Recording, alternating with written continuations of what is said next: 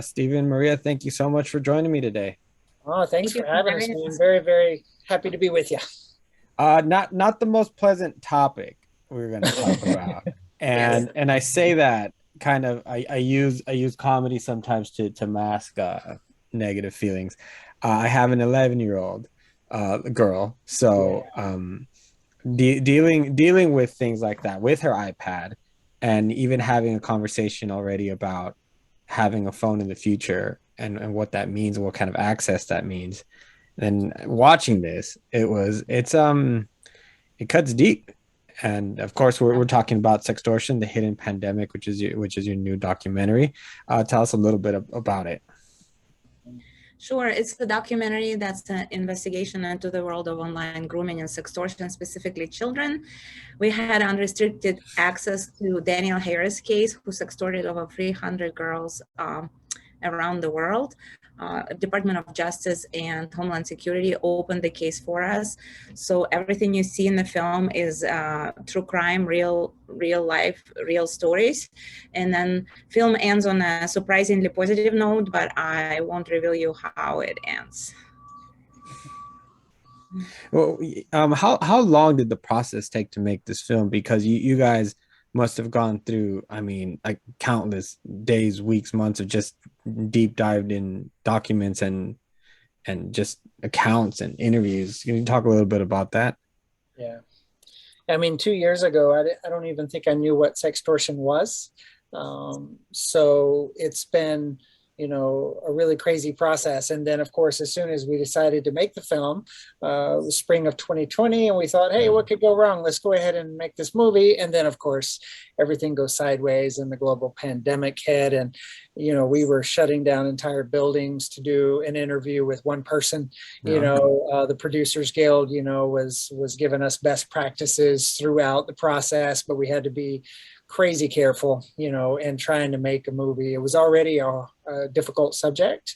We're parents like yourself. We have 13-year-old and 10-year-old girls. So this was very personal to us. And when we realized that this is the fastest growing online crime, that there is, and we didn't know anything about it, we realized we got to make this movie. In talking with so many people so close to these crimes, what effect did it have on you guys as you guys are working along and putting it together, and what did you do and to kind of cleanse yourself of it, maybe detach for a little bit or take a breather? Well, as a mom, at first it kind of hit me hard, like that it was very personal to me. I have always been passionate about fighting human trafficking. And when I started researching sextortion, I realized how closely they are related, except that now we're talking about every child online anywhere, regardless of, their age, their sex, their socioeconomic status. It can happen to anyone. So it definitely, the realization of that kept me going. You kind of have to detach and stick to the facts when you're trying to tell the story, because otherwise you won't be able to sleep at night at all if you keep thinking about the extent of this pandemic and the effect of it that it can have on children. And actually, once I got past that detachment stage, it gave me boldness and energy to keep going, because ultimately we still can change this reality. We can change this reality for kids. We can change this reality for parents. If we use awareness and education, this crime can go away. Um, just like any other crimes, just like any other things. For example, car accidents. Like if you put kids in driver's ed, they know the rules of the road, the rules of engagement. They're much less likely to get in a car crash. What we have to do right now at this day and age is we just have to educate our children what it means to be safe online and what it means to be unsafe online. What does healthy relationship looks like and what does Mhm. unhealthy relationship looks like. And then if they have those tools, I think kids are smart. They want to be leaders. They want to help themselves. They want to help their friends. So I do think it's a hopeful situation, but it just is going to require a lot of awareness and education on our parts. I think one of my biggest takeaways is how important to have open communication with your kids, because one of the biggest themes I saw throughout the film is just the idea of the kids just didn't want to get in trouble. And Hmm. consistently it was like I didn't want to get in trouble. I didn't, but as soon as they were able to finally it was too much for them to handle, they ran to their parents, the situation got better. And you talk a little bit about that, Stephen? Yeah, I mean, I think one of the things we learned as we were going through this process with some of our big partners in making this movie, like NCMEC, the National Center for Missing and Exploited Children, Homeland Security, We Protect Global Alliance in Europe, is that there's got to be this shift to prevention. You know, we have to be putting our effort on helping it not to happen in the first place. And one of those big pieces of that is having an open conversation. We heard so many times, and it never really clicked in my head, that the biggest fear of teens was, I don't want them to take my phone away, you know? And so, like Lindsay from the National Center says that in the movie, and I think that's so important for parents, is that they could suffer for years because they're afraid you're going to take away their phone. And so having that open conversation as parents and understanding that this is happening and creating a safe space. And if you're not a parent, but you're an adult, you can be that safe adult in some kid's life. If you're an aunt or an uncle or a neighbor, like make yourself available to that team that you can come to me if something's happened, and there's going to be no judgment, no repercussion, just tell me, because that's the only way this stuff stops. And I think one of the alarming things was seeing how some of the people you interview were talking about, some people were sending pictures within an hour. Of that's how quick the manipulation can happen. And it's kind of scary because it seems like we kind of jumped in, this generation just jumped into this brand new technology that was really supposed to be accessible and fun and whatnot, with iPhones, iPads, whatever brand you have. But it's like it's such a dangerous tool, just kind of the same way a car is if it's not used in the right way. And also the fact that you can get in from through games and through, there's just multiple apps and everything. I think this film is very, very timely because it comes at a time after a lot of kids around the world are stuck inside and had to rely on this for communication with their family and friends, and it was just so much easier. One of your stats was, I think it almost doubled from right pre-pandemic to in the pandemic. Can you talk a little bit about that?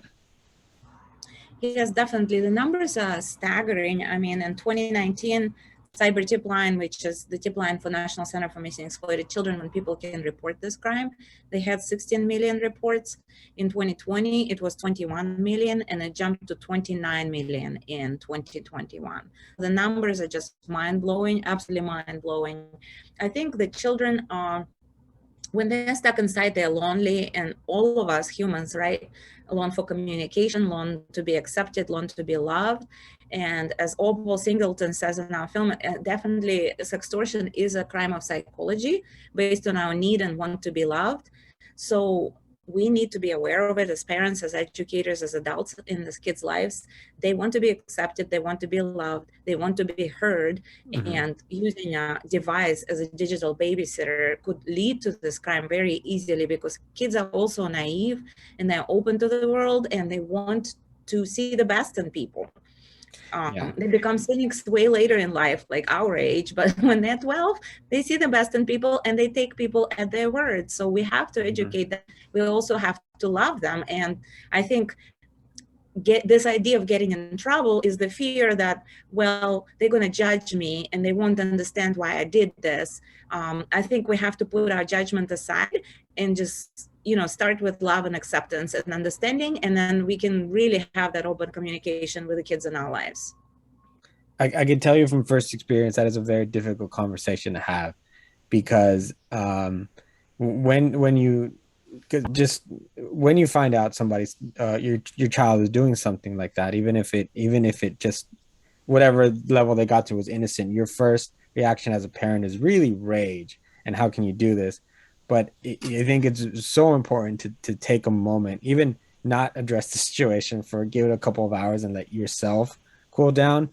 And you're definitely right in the way we talk to them and the way we communicate.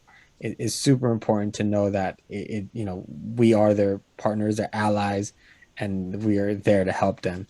So I think that it's it's such an important film for people to watch. I think Um, you bring up a really good point there too, Manny. And I think one of the things we were really hoping to do in the film is to break down these stereotypes. Because I think maybe that initial reaction of rage that you talk about is because we would never expect it would happen to us. yeah, yeah, absolutely. Right? It's somebody else's kids. It's kids on the fringes of society. It's a runaway somewhere or a foster child. And we find that one of the real surprising things that make in this movie is it's literally happening. Not only are the victims anybody, you know, two-parent households, higher end of the socioeconomic spectrum, it doesn't matter. It's happening to everybody. But then the perpetrators, we also stereotype as the guy that's still living in his mom's basement. And yet in this Dan Harris case, we're talking about one of the top air-to-air combat Top Gun pilots in the U.S. Navy. And as, you know, Paul Walpert from Homeland Security says, it's everybody. It's, you know, it runs the gamut, both the perpetrators and the victims. And so I think that initial rage is like, how could this be happening in my household? Mm-hmm. One of the things that kind of kept us going through the making of the film, Carol Todd, Amanda's mom, said, we always think it's somebody else's story. And if we're not careful, it will become your story. And so that's why we, you know, hope and pray that this film is going to be the thing that helps to have an easier entry into a conversation with our own kids, Mm-hmm. younger than we think we need to be having that talk, because we don't want it to become our story. Yeah, I agree with you. And speaking of difficulties on some of the things that you guys did with the film, what were some of the challenges? You already talked about the pandemic in putting it together that you faced. One of the surprises and challenges was definitely seeing how many people came forward. I was specifically looking for someone to tell their story from first person point of view. And I was surprised by how many people actually wanted to be in the film. And saying no to them was very difficult for me. Mm-hmm. And just landing it on one story of one victim who could tell her story really well. I was kind of shocked by that. I was expecting a lot less people coming forward to wanting to tell their story. It was also very difficult not being able to film with actors during pandemic. We had to hire a sketch room artist and send him photographs of actual prosecutors, and then he would draw courtroom scenes based on their images, and then we would animate them and use voiceover actors to kind of bring those scenes to life. So it definitely slowed down the production. We weren't able to, you know, hire actresses and actors at that time, and then only later we were able to bring those scenes to life. Okay. Overall, we've talked a little bit about it, about some of the wishes that we hope that this film accomplishes. To wrap it up, Stephen, what do you hope the biggest takeaway is from audiences after watching your film? Yeah, I hope we kind of take away the stigma a little bit of parents. Number one, you know, I talked to a parent the other day, and she told me, I'd rather just stick my head in the sand. I don't want to think about this, you know? I was like, I get it, you know, Mm-hmm. but I want you to be able to do that. And one of the big takeaways we're going to be working on a little later in the year is working with the National Center to develop some resources based on the film. Okay.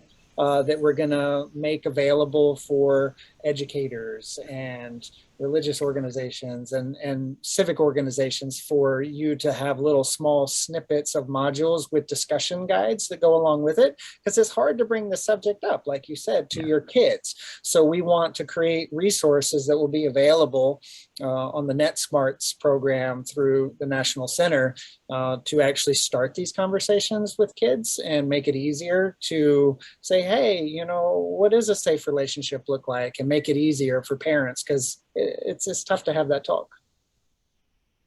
Yeah, I think victims put it best, or survivors. I'm sorry, I used the wrong term.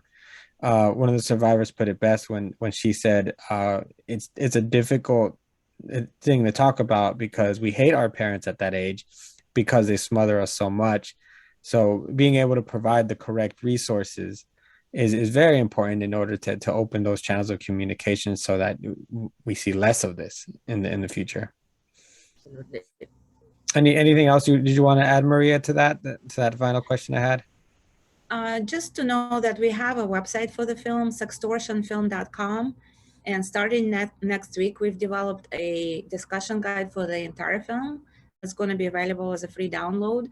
If you're watching this film later at home with your teen, you can just download the discussion guide and use the questions that are there specifically for the teens to discuss portions of this film. Awesome. Stephen, Maria, thank you so much for your time. Thank you for putting this together. It's a very, very difficult topic, but it's one that honestly people should not get tired of talking about, because the more you talk about it, the more aware you can be about it, and more children can be saved from it.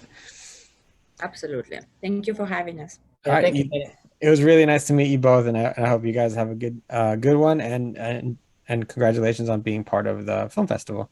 Awesome. Thank you. Thanks, Hannah. You as well. Take care. Nice to meet you. Bye.